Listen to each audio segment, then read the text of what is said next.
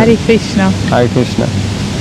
Okay, so here we are in our favorite outdoor reading spot, and it's raining. Oh, no. But we've come prepared today, so... You just put some drops on me. That's because it's not me. Look at that. So we're just reading in the rain, reading in the rain, reading in the rain. No. Yeah. Okay. It's not raining. It is raining. Look, can't you see? It's because I've got you covered that you're not getting, soaked. And we saw a rainbow a minute ago.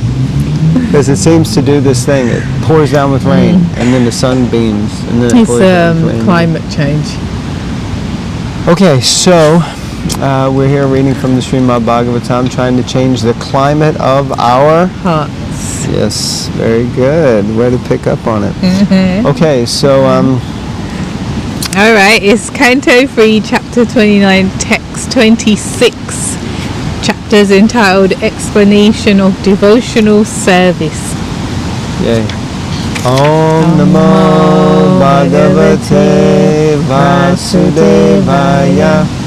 Om Namo Bhagavate Vasudevaya. Om Namo Bhagavate Vasudevaya. The last part goes up. Yeah, you're supposed to. On the third one, you're supposed to octane. It's like a repeat conversation. The octane. It's not octane. It's octave. Octave. Om Namo Bhagavate Vasudevaya. Very good. All right, let's read. Text 26. As the blazing fire of death, I cause great fear to whoever makes the least discrimination between himself and other living entities because of a differential outlook. Purport. There are bodily differentiations amongst all varieties of living entities, but a devotee should not distinguish between one living entity and another on such a basis. A devotee's outlook should be that both the soul and the supersoul are equally present in all varieties of living entities. So I was just continuing with what's been said, that specifically for a devotee, let alone anyone else, but for a devotee, we aspiring devotees, we should sorry, message just popped up on my phone, sorry. Yeah, so as devotees, we shouldn't make any differentiations like between other living entities, let alone other devotees. It's a very important point. My point being that, especially amongst devotees, we should, and I'm not saying I'm not trying to say, I'm preaching because I do this, but I'm saying, especially amongst devotees, we shouldn't feel, they're not a devotee, or they're not so high, or they don't follow, they're not so good, they're not good devotees, like that. At least amongst devotees, we should appreciate, they're devotees, and they have Krishna in their heart, just as you do, and what to speak of seeing that amongst everyone. Sounds good. Text 27. Therefore, through charitable gifts and attention, as well as through friendly behavior, and by viewing all to be alike, one should propitiate me. One should propitiate me. Propitiate. It's like a sh, isn't it? Yeah. Propitiate me. I'm gonna look that up quickly. Appease. Should appease me, win or regain favor. Okay. Propitiate, whatever. Who abide in all creatures as their very self. Purport. It should not be misunderstood that because the supersoul is dwelling within the heart of a living entity, the individual soul has become equal to him. The equality of the supersoul and the individual soul is misconceived by the impersonalist.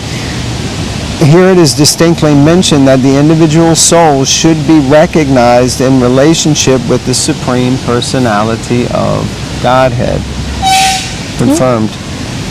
The method of worshiping the individual soul is described here as either giving charitable gifts or behaving in a friendly manner, free from any separatist outlook. The impersonalist sometimes accepts a poor individual soul as being Daridra Narayan, meaning that Narayan, the Supreme Personality of Godhead, has become poor. This is a contradiction. The Supreme Personality of Godhead is full of all opulences. He can agree to live with a poor soul or even with an animal, but does not make him poor. It's a big white dog that just... Woof. Where did that come from? Okay.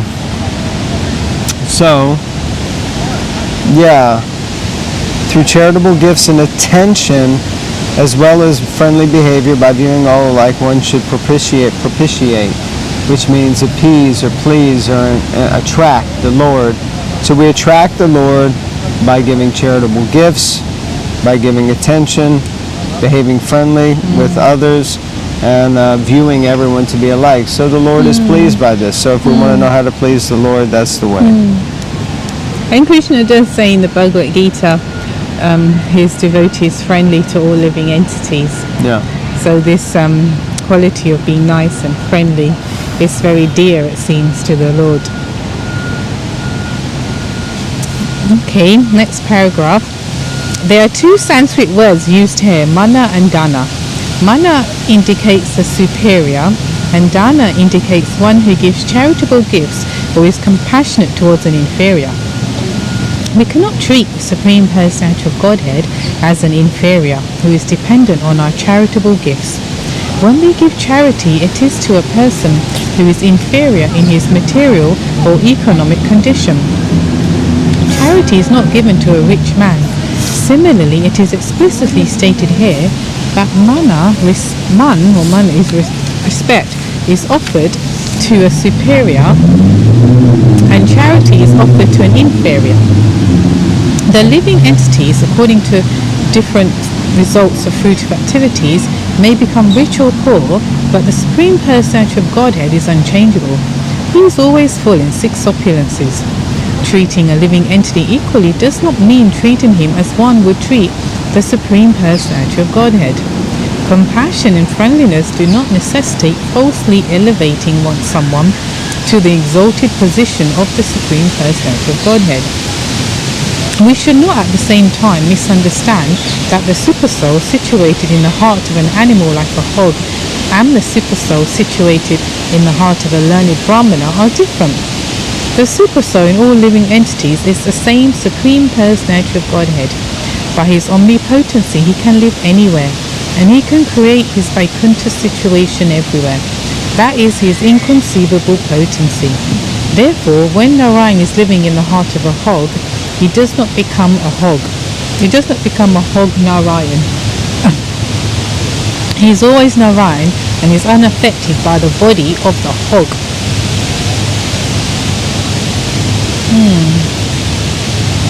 So just because God is in all living entities doesn't mean he becomes those living entities. Yeah. And treating a living entity equally does not mean treating him as one would treat the Supreme Personality of Godhead. So, I mean, it sounds a little bit confusing. It says we should see all living entities as equal. It says viewing all to be alike.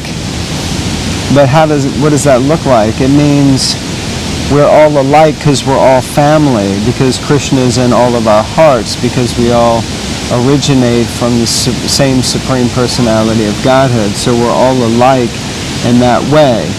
Just like you can say all the people in a family are from the same family. They're all relatives, or they're all, as we would say in the southern states of America, they're all kinfolk. So like that, we would say, they're all alike, they're all related.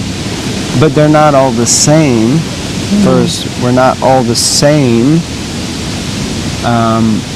And second, we're not all God. So just because God is in all of our hearts, it doesn't mean that we treat each other, we treat all of us as God. We should show respect in the heart, or show respect to the person, because God is in their heart, but we still have to interact and deal with them theoretically in a certain way that is ordained by their external covering, like that. Like that verse, Vidyavinaya Sampani Brahmani Gavi Hastani Shuni Chaiva Swapake Cha Pandita Samadarshinaha, that a Lord in person sees with equal vision. Brahman, Gavi, Hastani, Shuni, Triva, Swapake Cha. A Brahmana, a cow, elephant, a dog, and a dog eater are all seen with equal vision. But the fact of the matter remains that we don't treat a cow like we treat an elephant, and we don't treat an elephant the same way we treat a dog or a Brahmana. So you have to, we can take these things out of context, right? Misuse them. Misunderstand. Misapplication, I think, might be the correct way of putting it. Okay. Text 28. Living entities are superior to inanimate objects, O Blessed Mother, and among them living entities who display life symptoms are better. Animals with developed consciousness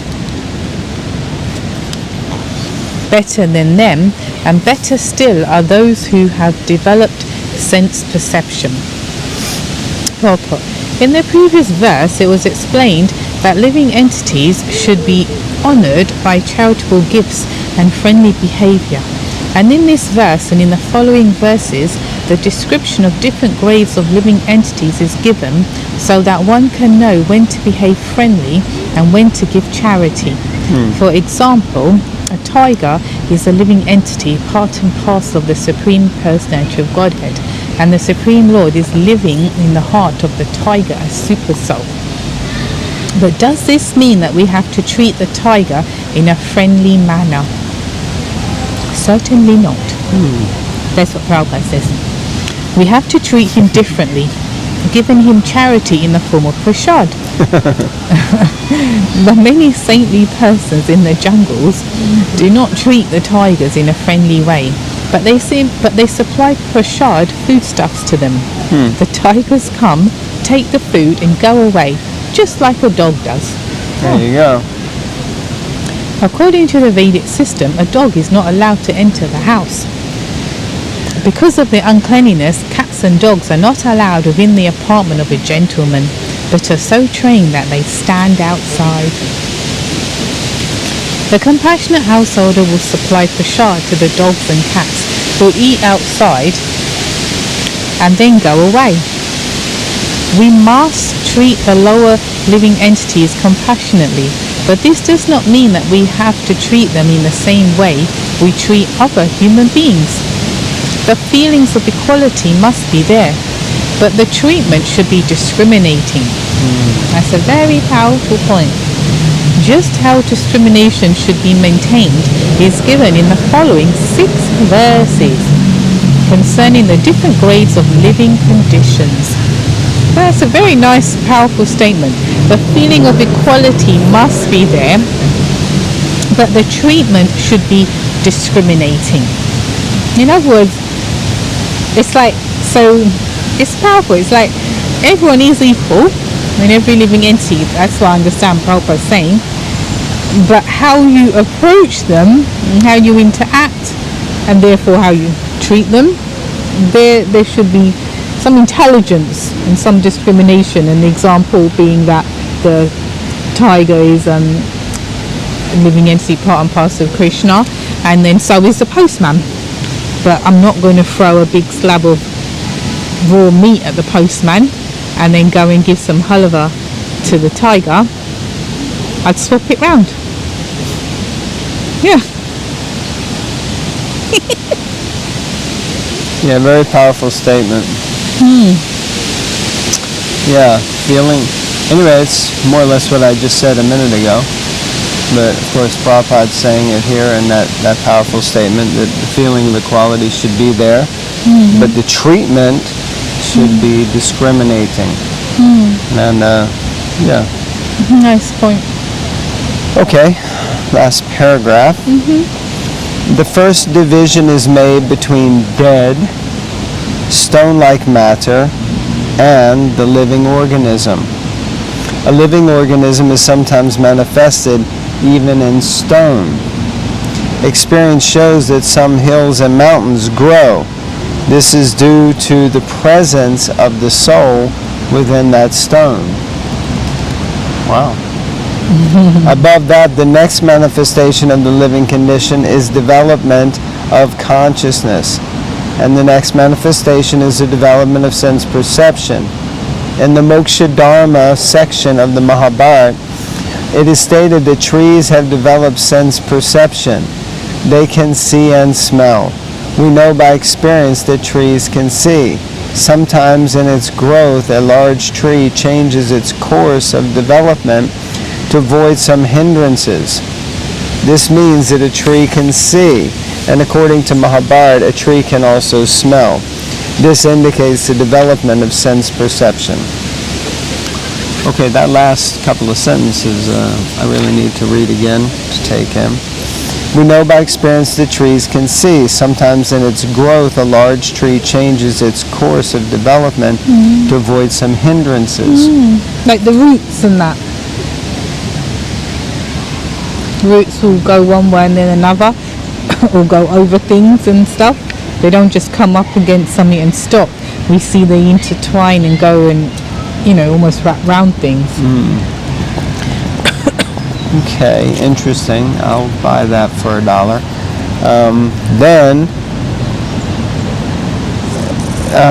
And according to Mahabharata, a tree can also smell. Now, I'd like to know if anyone out there knows where in the Mahabharata you can read that a tree can smell which type of tree. Do you remember hearing that? No, but also someone out there might know something about trees and their sense, as it were. So even if you know that, you could share that enlightenment, how a tree can smell. Okay. Sounds very interesting. We know that plants in general have a tendency to be receptive to experience. Prabhupada would often quote, I think it's Dr. Chandra Bose, and how I think it was him, someone did this experiment with plants where they played different types of music to the plants. They grew differently, they reacted and responded differently. And there's been experiments over the years where people have kept two plants, one they really insult and are horrible, verbally horrible to, and the other one they speak lovingly, and then one dies and one grows. Those sort of things you can even do at home. Yeah, try this at home.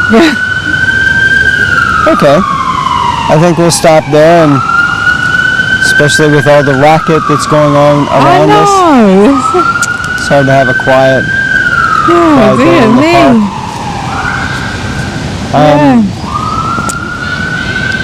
Actually, I was going to share that there's a tribe in Africa that when someone has been misbehaving quite a serious level, everyone encircles that person, the tribes people encircle that person tightly round, and then they glorify and show appreciation and speak so positively, and apparently that's the way in which that person's heart changes and they rectify. I read it many years ago. In very primitive tribes they do that.